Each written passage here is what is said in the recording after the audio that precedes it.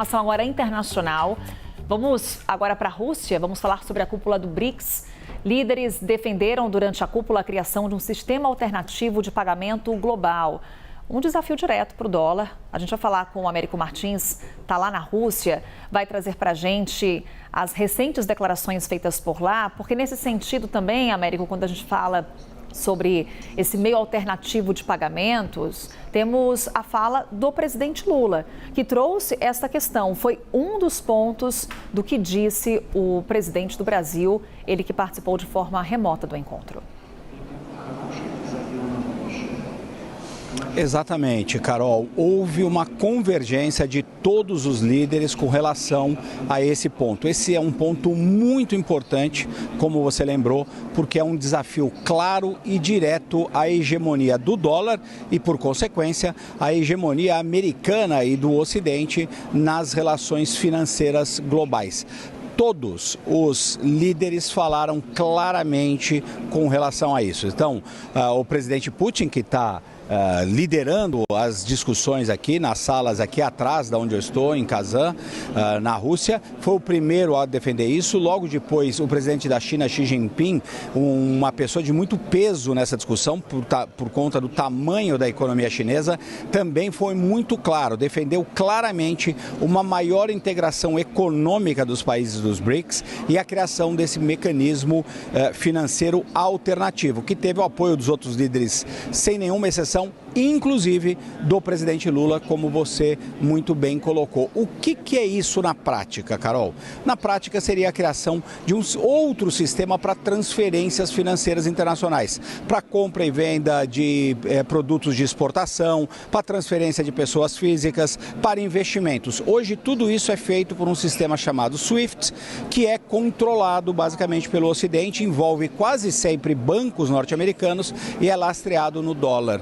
Isso dá aos Estados Unidos muito mais poder no campo financeiro e, portanto, no campo geopolítico e permite que o Ocidente imponha, por exemplo, sanções contra esses países em caso de divergências, como aconteceu, por exemplo, quando a Rússia invadiu a Ucrânia. A Rússia aqui que sofre com sanções muito fortes. Então, este é um primeiro passo importante para um desafio muito grande contra o dólar. Isso não vai ser criado imediatamente. É complicado fazer esse processo, mas todos esses países que representam economias muito importantes concordaram com isso, Carol, sem exceção nesta cúpula aqui em Kazan.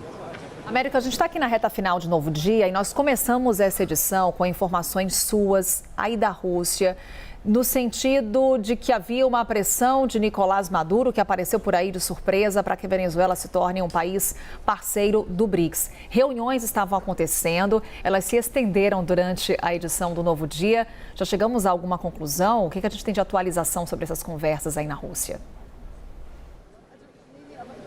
Carol, eu apurei que esse assunto foi de fato discutido na reunião dos líderes, que antecedeu essa reunião agora em que participou o presidente Lula e todos os outros chefes de Estado dos países dos BRICS. Aquela foi uma reunião presencial, o ministro Mauro Vieira representou o Brasil, tinham todos os outros chefes de Estado dos países e eles discutiram sim o alargamento, a expansão dos BRICS. O presidente Putin, segundo eu apurei, leu uma lista de 13 países que seriam os países que vão ser convidados a fazer parte do grupo. A Venezuela não constava dessa lista. Então, os esforços do Brasil para tentar conter essa possível ascensão da Venezuela funcionaram nesta reunião. Esses 13 países incluem Bolívia e Cuba na América Latina e não incluem a Venezuela.